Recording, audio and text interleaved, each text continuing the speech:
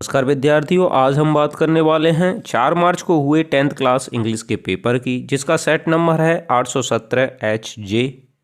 तो चलिए बात करते हैं। पहला क्वेश्चन पैसेज से है। What was the punishment for a small offence in England during the olden days? पुराने समय में इंग्लैंड में छोटे मोटे अपराध के लिए क्या सज़ा थी? तो इसमें सही ऑप्शन डी है, हैंगिंग। फांसी लगाने की सज़ा थी, फांसी देने की सज़ा थी।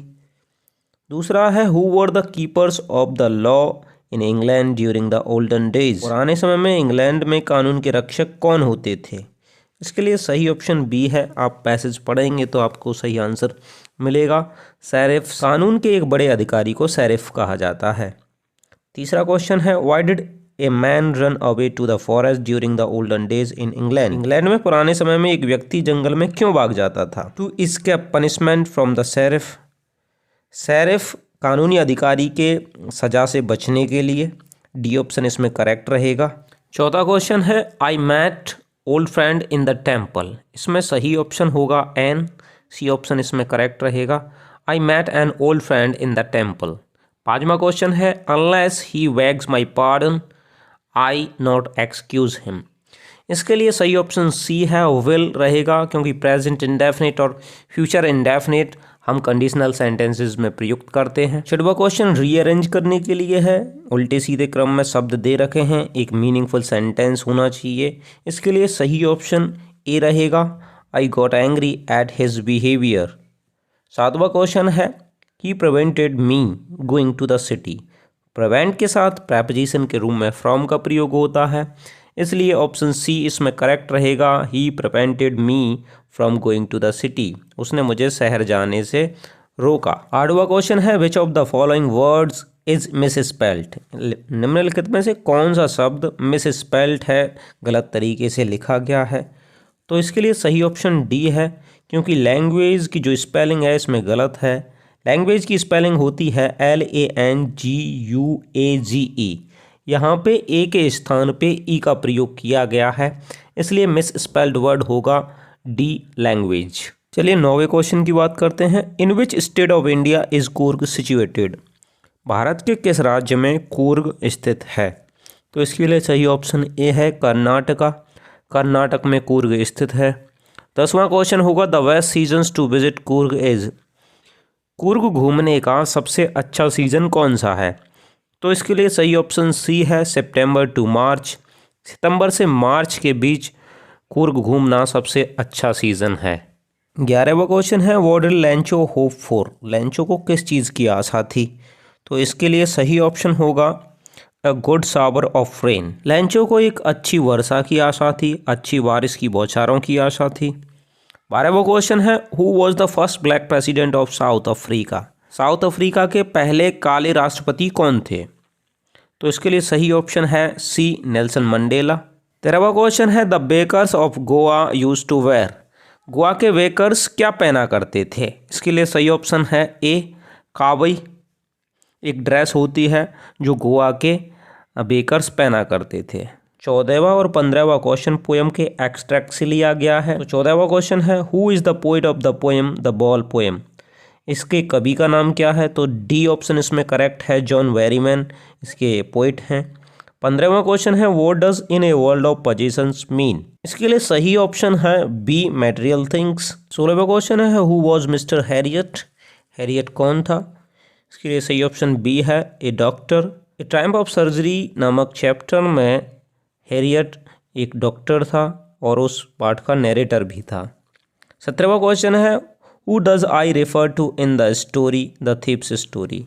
द थीप्स स्टोरी में आई किसके लिए संदर्भित है? इसके लिए सही ऑप्शन ए है, हरी सिंह।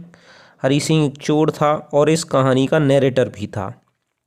18वां क्वेश्चन है, who came to meet Ausable in the story the midnight visitor?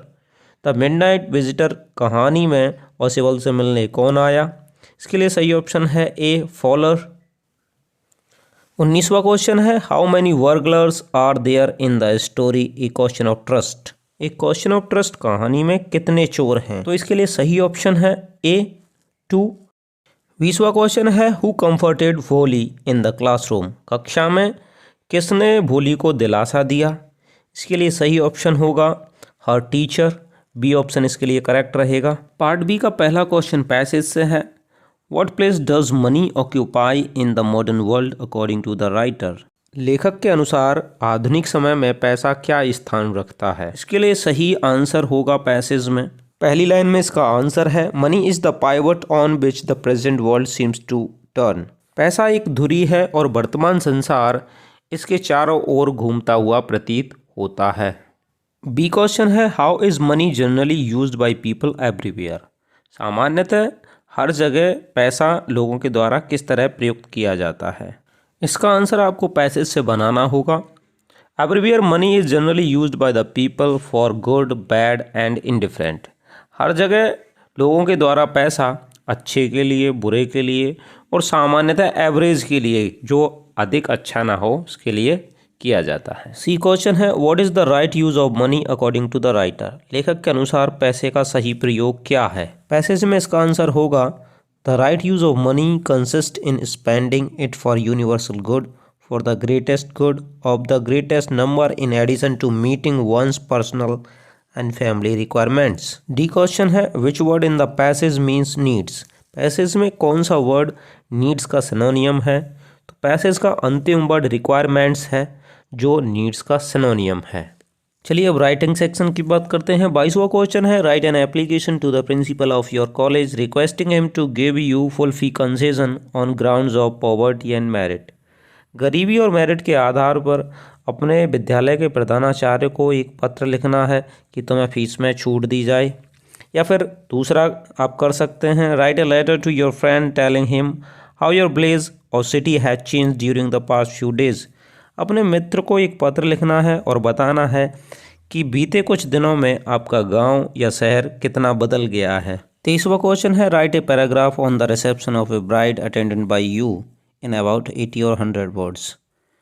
एक दुल्हन के स्वागत जो आपके द्वारा अटेंड किया गया है उस पर एक पैराग्राफ लिखना है। या write an article in about 80-100 words on the importance of good manners and courteous behaviour in life on the basis of points given below. जीवन में अच्छे आचरण और श्रेष्ठ व्यवहार के महत्व पर आपको आर्टिकल लिखना है। चलिए अब बात करते हैं ग्रामर सेक्शन की। Rewrite the following sentence by changing it into indirect speech. इसको इनडायरेक्ट स्पीच में चेंज करना है। Is this the way to the new parliament building a motorist ask the policeman. इसके लिए सही इनडायरेक्ट होगा a motorist ask the policeman if that was the way to the new parliament building. B है change the following sentence into passive voice. Tip sentence दे रखा है I know him well, मैं उसे अच्छी तरह जानता हूँ। इसके लिए पैसिव वॉइस होगा he is well known to me. C question की बात करते हैं punctuate the following using capital letters also wherever necessary. C question punctuate करने के लिए है he said will you help me or shall I ask someone else.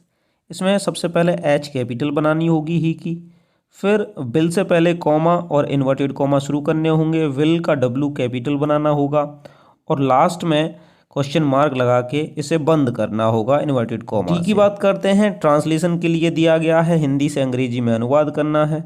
मुझे मेरा गांव बहुत पसंद है। I like my village very much. यहाँ के लोगों में बड़ा अपनापन है। There is a great affinity among the people of here. मेरे गांव में कारखाने नहीं हैं इसलिए यहाँ प्रदूषण भी नहीं है। There are no factories in my village so there is no pollution here too. मुझे अपने गांव का मंदिर, फलों के बगीचे एवं हरे भरे खेत बहुत याद आते हैं। I miss the temple of my village, orchards and green fields very much. 25वां क्वेश्चन है what quality of Lencho impress the post master. Lencho के किस गुण ने डाकपाल को सबसे ज़्यादा प्रभावित किया। How did he decide to help him. उसने उसकी सहायता करने का निश्चय क्यों किया, कैसे किया। या what did Rajveer see during his journey to Dhekiabari. Rajveer ने अपने गांव ढेकियाबारी की कार जर्नी के दौरान क्या देखा। बी क्वेश्चन है what is a seagull. Seagull क्या है। What is the lesson his first flight about. His first flight किसके बारे में है। या what prompted Anne Frank to keep a diary. What name did she give to it. किस चीज़ ने एनी फ्रैंक को डायरी रखने के लिए तत्पर कर दिया। What name did she give to it, उसने उसे क्या नाम दिया। 26वां क्वेश्चन है answer any one of the following questions in about 60 words, लगभग 60 शब्दों में किसी एक का उत्तर देना है। ए है describe Nelson Mandela, Nelson Mandela का वर्णन कीजिए, नेल्सन मंडेला के बारे में बताइए। बी है what is the point of controversy between Natalia and Lomov, Lomov और नतालिया के बीच झगड़े का क्या कारण था, क्या पॉइंट था, क्या बात थी। 27वां क्वेश्चन है what kind of a girl is Amanda, Amanda किस प्रकार की लड़की है। What kind of life does she want to live, वह किस प्रकार का जीवन जीना चाहती है। चॉइस दे रखी है right 4 lines of any poem prescribed in your syllabus, अपने सिलेबस में से किसी कविता की 4 लाइन लिखनी है। Do not copy the lines given in the question paper, इस क्वेश्चन पेपर में जो लाइंस दी गई हैं उनको कॉपी नहीं करना है। 28वां क्वेश्चन है right the central idea of any one of the following poems in about 40 words, लगभग 40 शब्दों में निम्नलिखित में से किसी एक पोएम का सेंट्रल आइडिया लिखना है। The fire and ice, the ball poem, the tale of custard, the dragon. 29वां क्वेश्चन है, पहला क्वेश्चन है why did Hari Singh return to Anil, Hari Singh Anil के पास वापस क्यों लौटा। बी है why did Bholi refuse to marry Bishambar, Bholi ने बिशंबर के साथ विवाह करने से इनकार क्यों कर दिया। 30वां क्वेश्चन है answer any one of the following questions in about 60 words, लगभग 60 शब्दों में किसी एक प्रश्न का उत्तर देना है। How is Horace डैनबी cheated by the lady in the story a question of trust, A question of trust कहानी में महिला के द्वारा होरेस डैनबी को कैसे धोखा दिया जाता है। बी है describe the life of Matilda Loisel before and after she lost the necklace, Matilda के जीवन का वर्णन करना है हार के खोने से पहले और हार खोने के बाद। यदि आप अंग्रेजी के विद्यार्थी हैं तो कृपया इस चैनल से अवश्य जुड़ें, मैं भरोसा दिलाता हूं आपको शानदार तरीके से अंग्रेजी पढ़ाऊंगा। धन्यवाद।